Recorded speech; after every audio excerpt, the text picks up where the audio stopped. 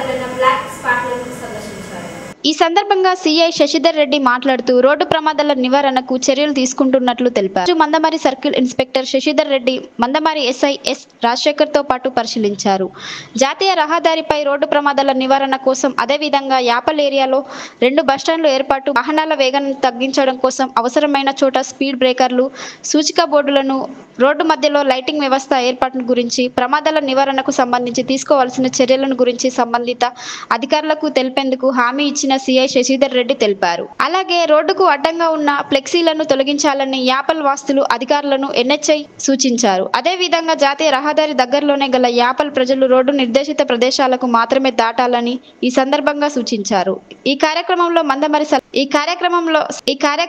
Mandamarri circle inspector Sashidhar Reddy, Mandamarri SI S రాజశేఖర్లు, police సిబ్బంది, బస్తీ ప్రజలు పాల్గొన్నారు. Road safety programme Yapal area connect చేయడం జరుగుతుంది. దీనికి ఇచ్చేటటువంటి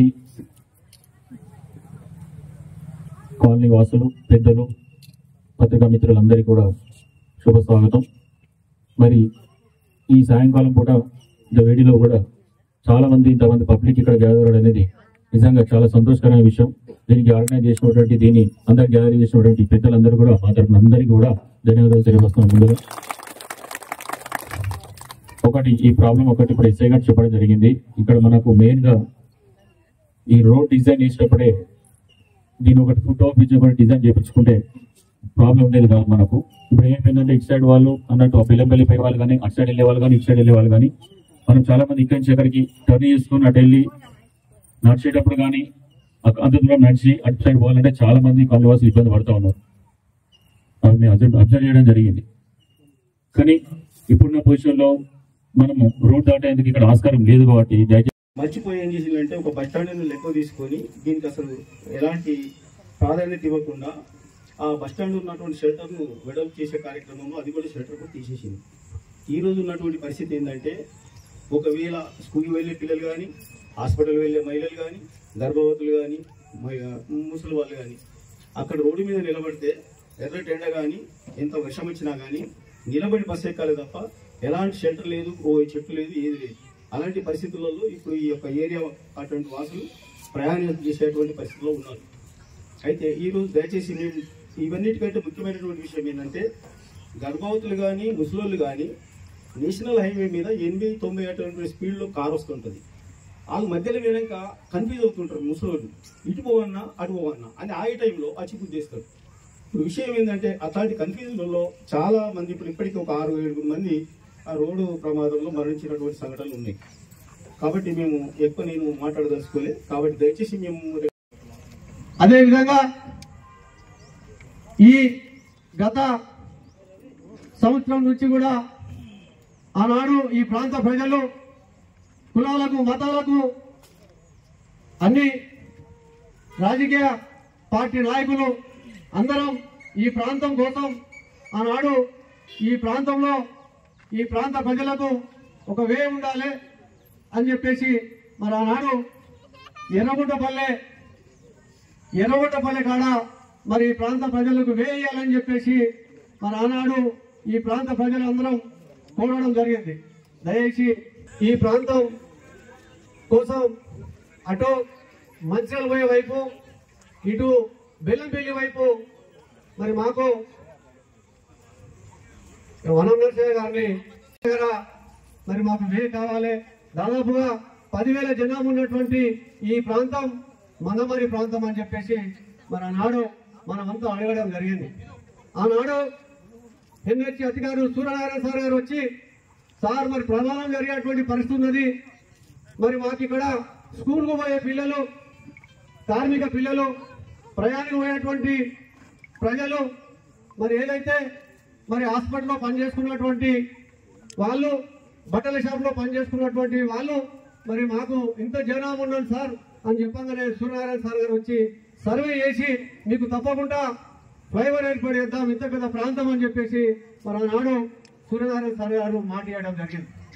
మరి మేము ఆనాడు నమ్మినాం, ఎన్హెచ్ వాళ్ళు పూర్తిగా ఈ యాపల్ ప్రాంతానికి న్యాయం చేస్తారని చెప్పేసి నమ్మి దాదాపుగా ఒక సంవత్సరంన్నర నుంచి ఈ ప్రాంతంలో ఉన్నటువంటి అందరం మరి ఎన్హెచ్ ఆఫీస్కు తిరగడం జరుగుతూ ఉన్నది. రేపు మాపు అనే సమయంలో మరి ఇక్కడ ఉన్నటువంటి అమాయక ప్రజలు ప్రాణాలు కోల్పోయేటువంటి పరిస్థితి ఏర్పడతా ఉన్నది. ఏదైతే మరి మొన్ననే వాస్తవంగా చెప్పాలంటే డిఎస్పీ గారు కూడా చాలా బాధపడ్డారు. మీ ప్రాంతంలో 5-6 సంఘటనలు జరిగినాయి, చాలా బాధాకర విషయం. మేము కూడా ఆల్రెడీ కలెక్టర్ గారికి, ఎన్హెచ్ అధికారులు కూడా, మా ఎస్ఐ గారు, మా సిఐ గారు వాళ్ళు కూడా ఇవాళ ప్రతిసారి మీటింగ్లో చెప్పడం జరుగుతుంది. మేము కూడా లెటర్ పెట్టామని చెప్పేసి మరి సిఐ గారు కూడా చెప్పడం జరిగింది. అదేవిధంగా ఎస్ఐ గారు అయితే చాలా అంటే చాలా మీ ప్రాంతంలో ఈ సంవత్సరం లోపల 6 ప్రాణాలు పోవడం చాలా బాధేస్తుందని చెప్పేసి స్థానిక ఎస్ఐ గారు కూడా మరి రావడం జరిగింది.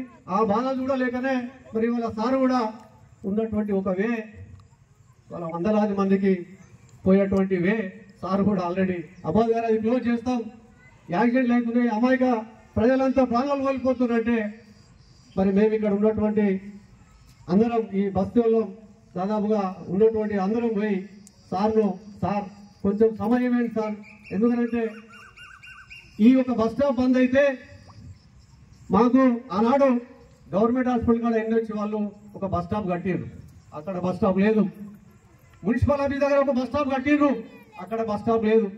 ఒక ఇన్సిడెంట్ అయిన తర్వాత నేను డిఎం గారికి లెటర్ పెట్టడం జరిగింది. సార్ బస్ స్టాప్ ఒక్కడ ఉంది, మరి ప్రజలు ఒక్కడ స్టాప్ పెడుతున్నారు అంటే వెంటనే మున్సిపల్ ఆఫీస్ దగ్గర డిఎం గారు వెంటనే వాళ్లకు బస్ స్టాప్ దగ్గర మీరు బసాలని చెప్పారు.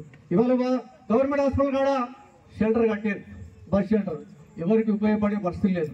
ఒకవేళ ఈ ఒక వే బంద్ చేస్తే ఇవాళ మనకు బస్ స్టాండ్ అంటే అక్కడ నుంచి వచ్చేటువంటి పరిస్థితి కూడా మనం సర్వీస్ రోడ్ నుంచి రావాలంటే అది కూడా మరి డిఎస్పీ గారు కూడా స్పష్టంగా చెప్పడం జరిగింది. అనేక యాక్సిడెంట్లు అవుతాయి, రాంగ్ రూట్ అవుతుంది కదా అని చెప్పి. ఒక లారీ వస్తే ఒక మోటార్ సైకిల్ పోయినటువంటి పరిస్థితి, ఒక లారీ వస్తే, ఒక బస్సు వస్తే, ఒక ఆటో వస్తే ఒక వ్యక్తి పోయినటువంటి పరిస్థితి.